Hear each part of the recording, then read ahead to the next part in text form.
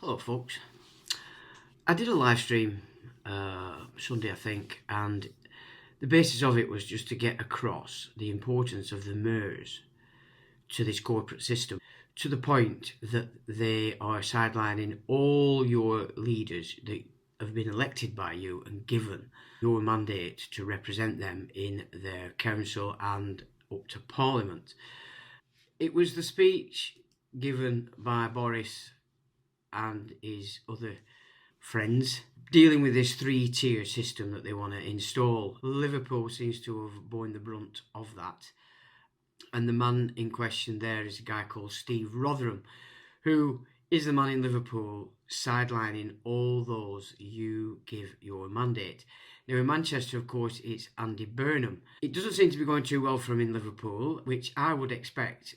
One thing about the Scouts is they stick together. So it's quite interesting that they've chosen Liverpool to actually push this installation of the three-tier system. Andy Burnham made a video yesterday, and he's sort of playing the game, oh, I'm on the side of the people. But what he's basically telling you is sort of suggesting he's not going to go along with it. But of course, if it's imposed, he's going to go along with it. So basically all he's doing is putting himself out of the mix as though he's on your side, but it's nothing to do with him, Gov.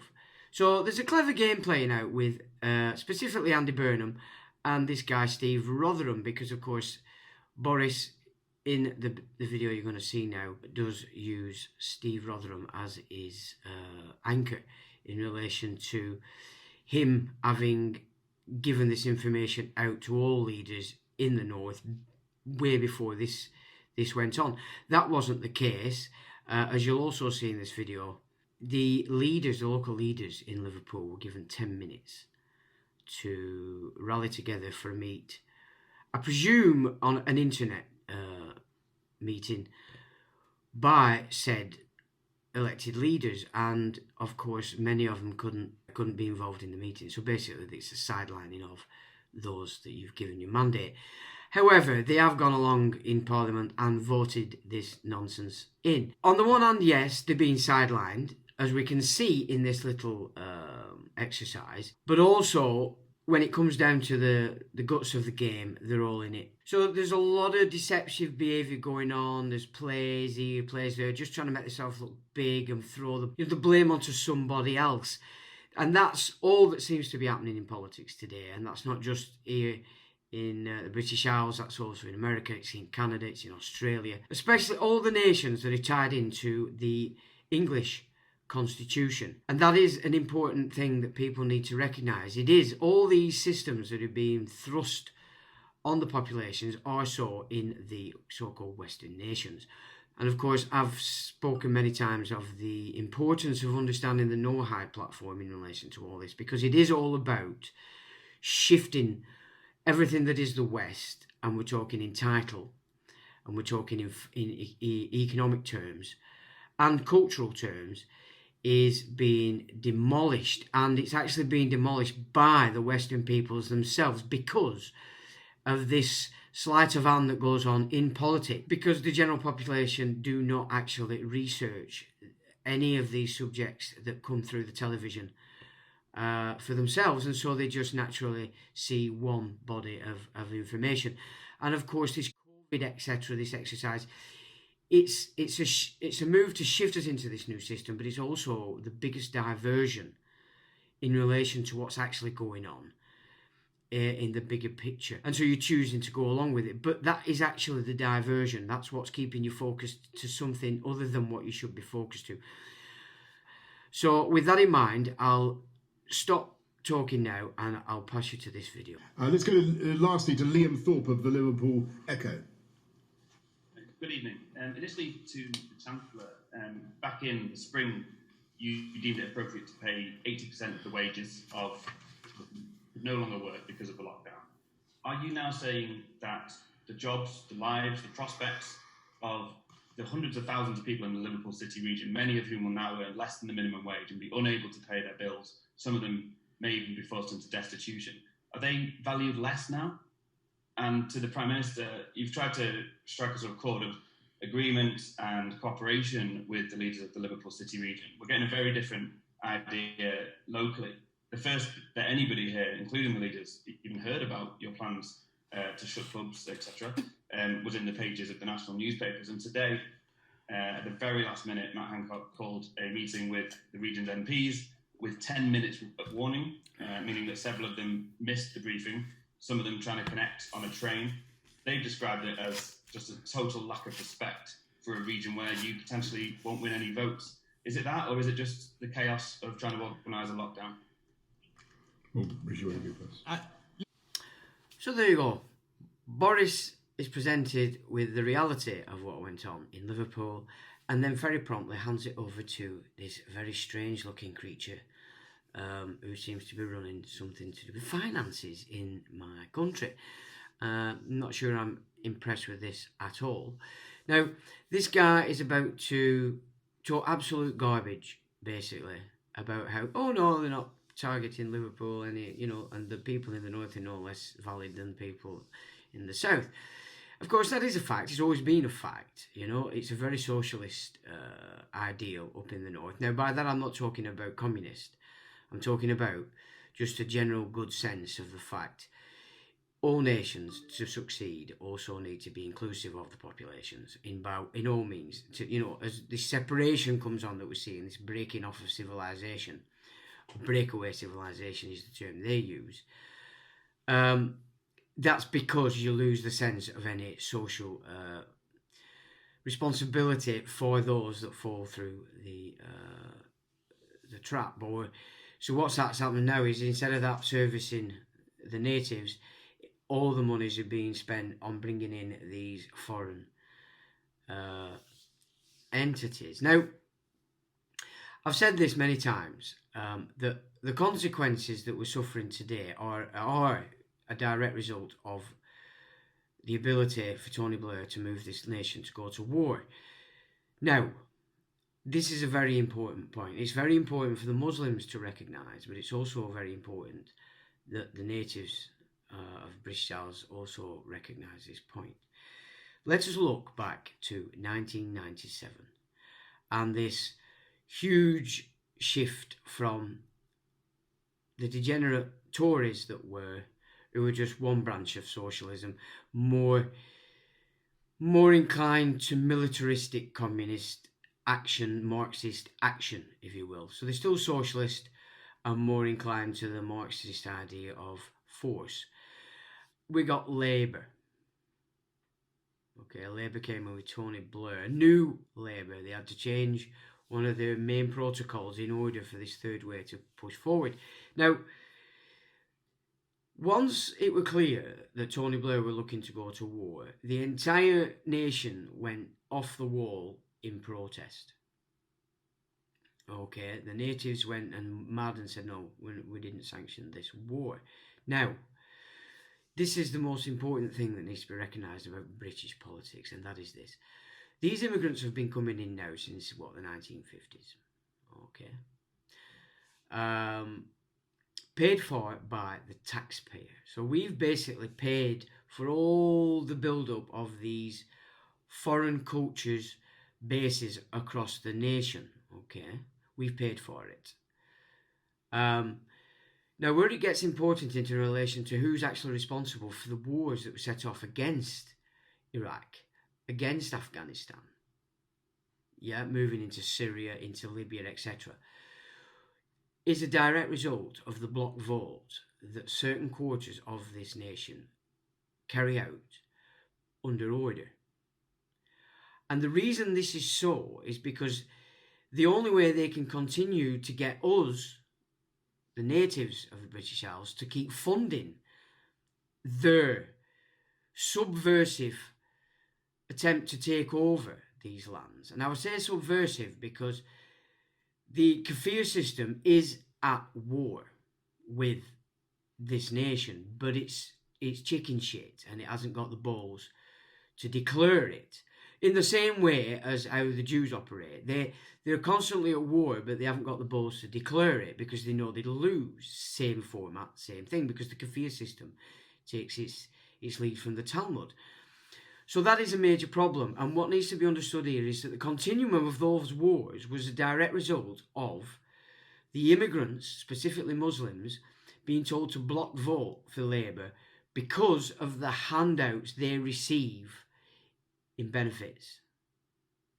It's so important that that's understood by Muslims, but also by the natives, that this huge immigrant bloc are coming in and being told how to vote through these kafir mosques imams that are pushing the kafir system into the ears of the Muslims that set a form in Britain.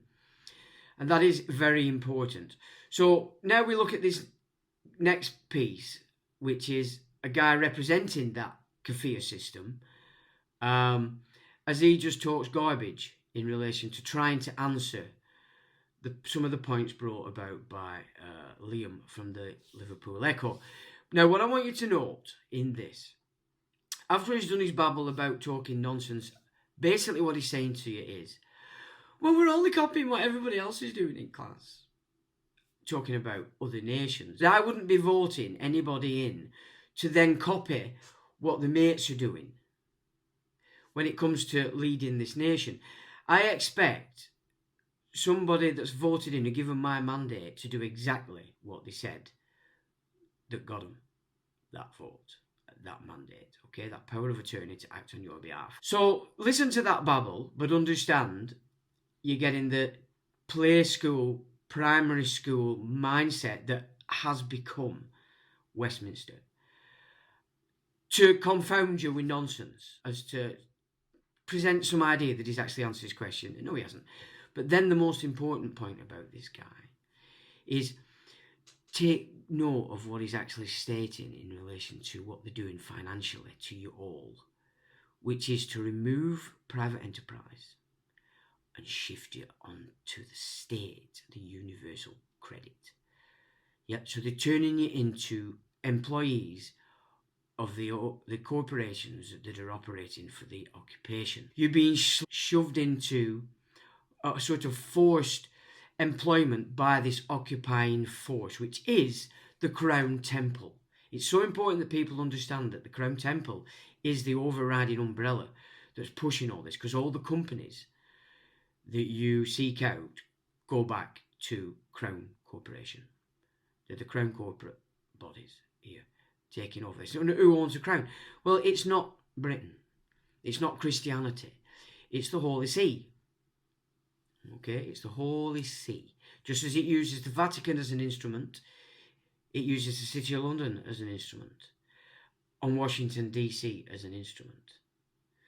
They've took on the Talmudic doctrine, and then because it's already installed into Jewish tradition, they have then presented and encouraged the Jews, who are Khazarians in the main, to activate it, act it, and so everybody sees it then as a Jewish ideology. It's not a Hebrew ideology, it's the antagonist ideology against Israel. So when they talk about their twisted idea of what Amalek is, which was the sort of the sword of God,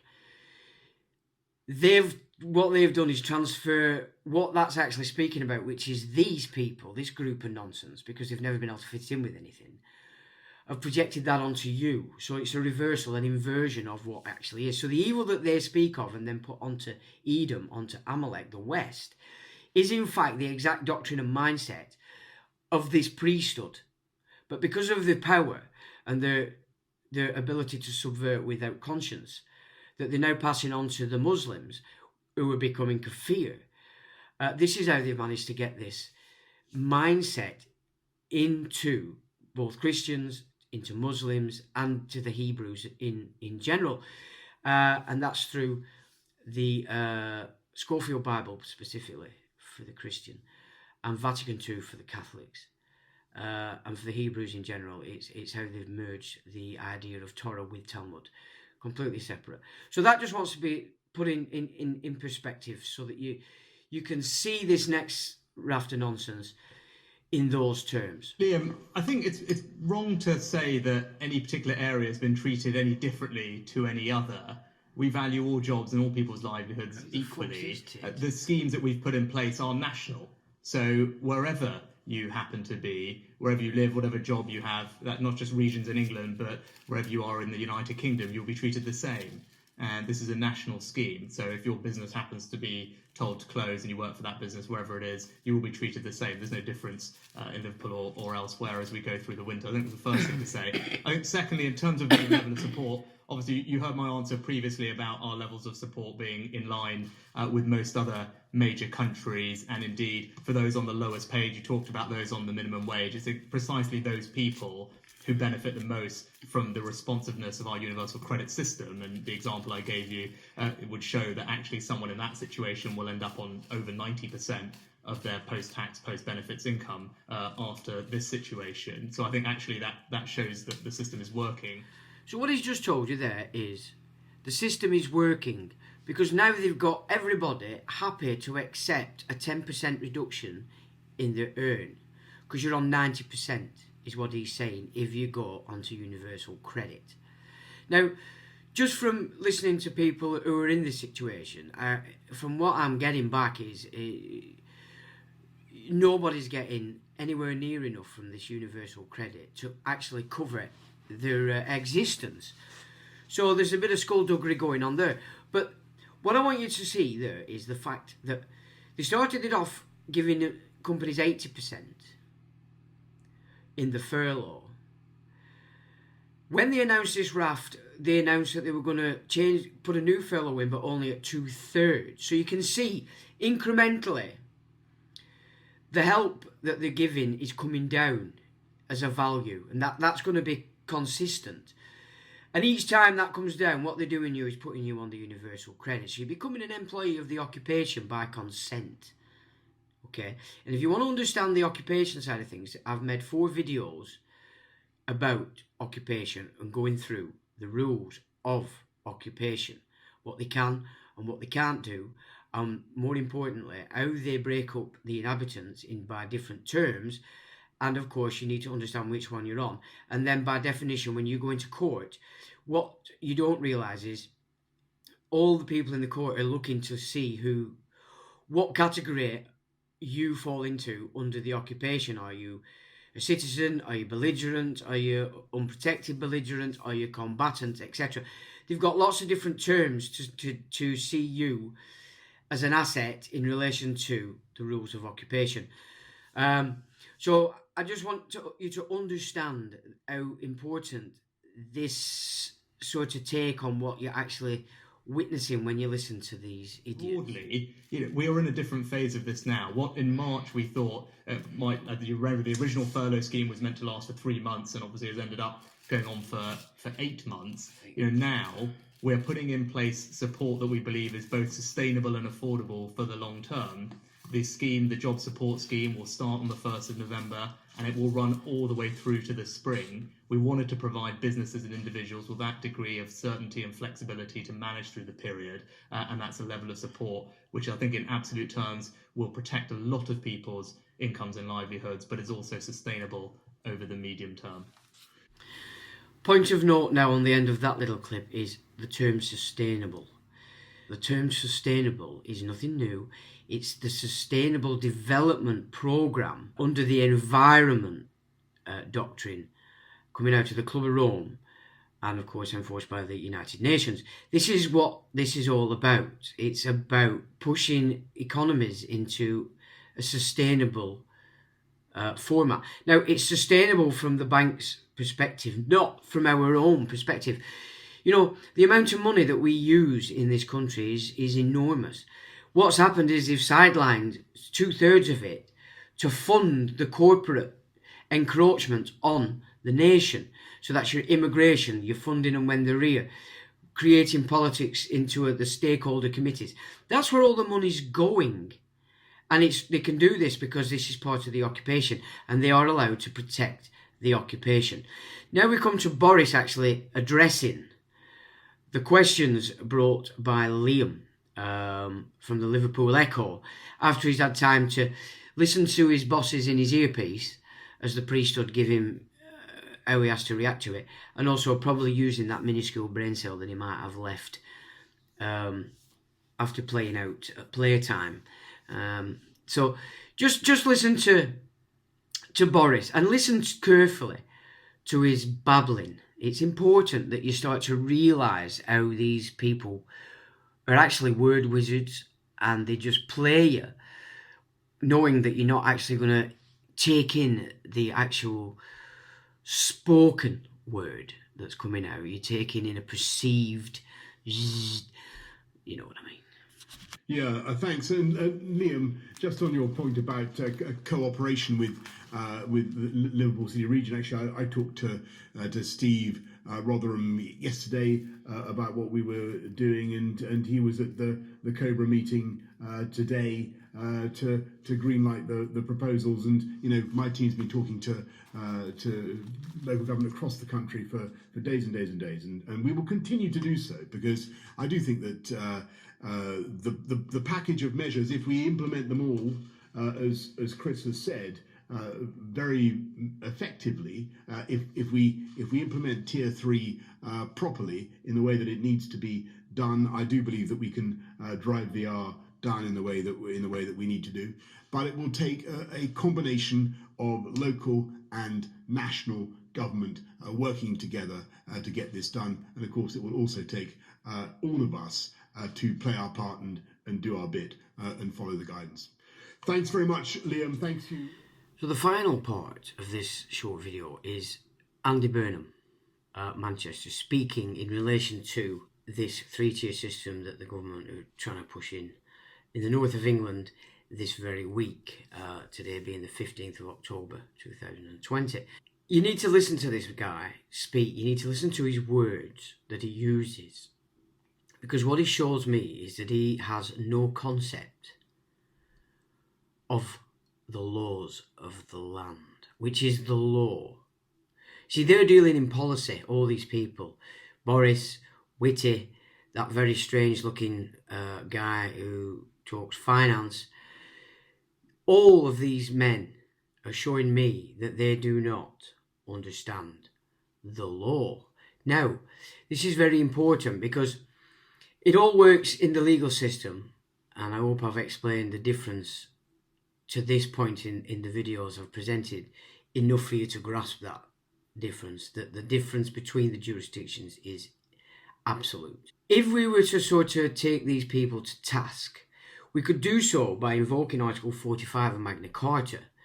That is the law of the land. It's the realm. This is part of the English realm, okay?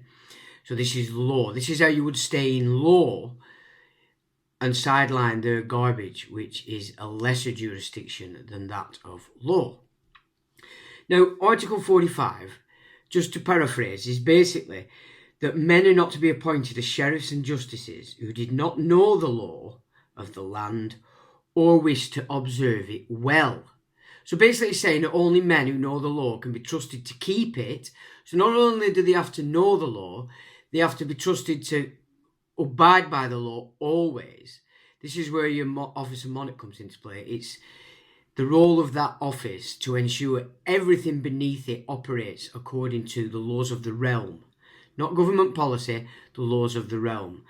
And so basically it says only men who know the law and can be trusted to keep it will be appointed as justices, constables, sheriffs, or other officials.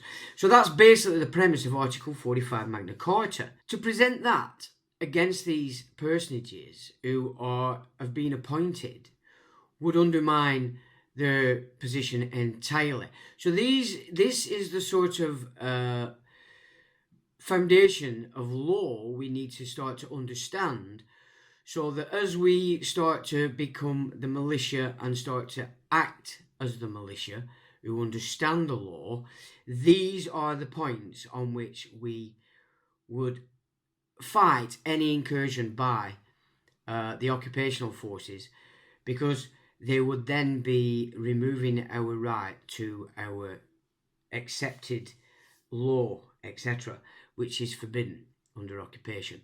So this is the first step in grasping how you would formulate a move against your MP, anybody that's claiming some kind of official appointed office by our civil system, who clearly does not understand the paragraphs of the precepts of law. Yeah, that can't be done. That's what Article 45 Magna Carta is about. So just listen to this short video, and then I'll return to it again with a little bit more input, so you can truly grasp what it is I'm trying to communicate in this short video in relation to how we can start to use law. Because at the moment, everybody's throwing liability orders everywhere, blah, blah, blah. That is within policy. They'll make it last forever. They'll postpone your court case. They'll do everything they can not to get that in the corporate courts. So the way that we'd have to move with that then would be to come with law, which is going to be recognised by all concerned, or they're in some big trouble. And I mean big trouble, because we're in law here, remember. They don't have the protections of all the policy, which is set that way, so it protects those and charges you money to fund the occupation. So just listen to this last short piece, and this is Andy Burnham, the Mayor of Manchester, putting himself as the great good man, as opposed to the government and on the side of the people. Yet basically he's telling them they'd have to impose it, if which they did, of course, he would have to accept it. So this guy is basically using sophistry extremely badly. He's probably one that were a little bit too old to be totally programmed by the common purpose wizards, and he's still got a bit of normality within him. And this stands out a mile to anybody who understands the difference between the law and the legal system. I'm not saying that we would in any way ask people to defy it. Obviously, we respect the law of the land, but it would be clear that it had been done in that way without our consent. And there is an issue around legal action. I would be very concerned for people who are self-employed here, people working in the taxi trade or the security industry, that would see their income collapse, to be honest. So Andy says he wouldn't encourage anybody to defy it. Now, the law, Magna Carta, says you move into open rebellion to defy it. That's the law. So he's saying that he's not going to encourage people to defy it because he respects the laws of the land. Well, I'm afraid the laws of the land prevent people like him from being appointed, and also sanctions open rebellion. So there, 2 points. He has no idea about the difference between law of the land. And then for the third point, he talks about issues around illegal sort of move against it. He's put the laws of the land in there, which for most would perhaps have them recognise, oh, he knows about the law. So he undermines his perceived idea that he understands the law of the land and respect them, but claims he wouldn't operate the laws of the land because he wouldn't encourage people to defy it. So that's nonsense. And then he puts it into the legal realm in order you would move against this declaration by the government to put North England into lockdown. So clearly he does not understand, or he does, and he's trying to create a spell around it for you to grasp. That's the capacity of these people. They're not qualified to be appointed as officials because they don't understand the law, and it's not their main intention to always enforce the law, in spite of policy, in spite of public opinion. It's the law that has to be serviced by all concerned if we are operating in the English realm. So there you go. You can mull over that, but I do say the overriding narrative to this video is Article 45 Magna Carta. That's the one I would have you put your efforts into and formulate how you can then use that to undermine whichever official you choose to move against in the courts. And this has to be done before we lose the courts, people. Once they start messing with the court procedure, then we are in a state of open war. That's the determining point. When the courts are blocked, war has been declared. So it's been a subversive war up to this point until they feel brave enough to move it into overt declaration. Now, in looking at this, I've also come across something that I find very worrying. very worrying indeed. It's going to be a sensitive issue, so it's going to need, I might have to take a bit of time before I present it because it has to be worded in the correct way, but it has to do with what we understand and know as a fact, that there are actually guns in some mosques and that the police know about it.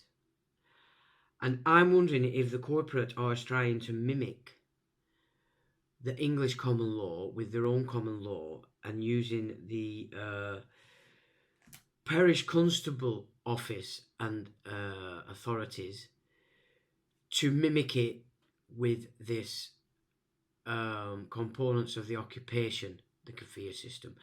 So just keep that in mind, because that's what I think is going on. But we need a bit more grammar before we can actually present that as a, yeah, that's actually going on.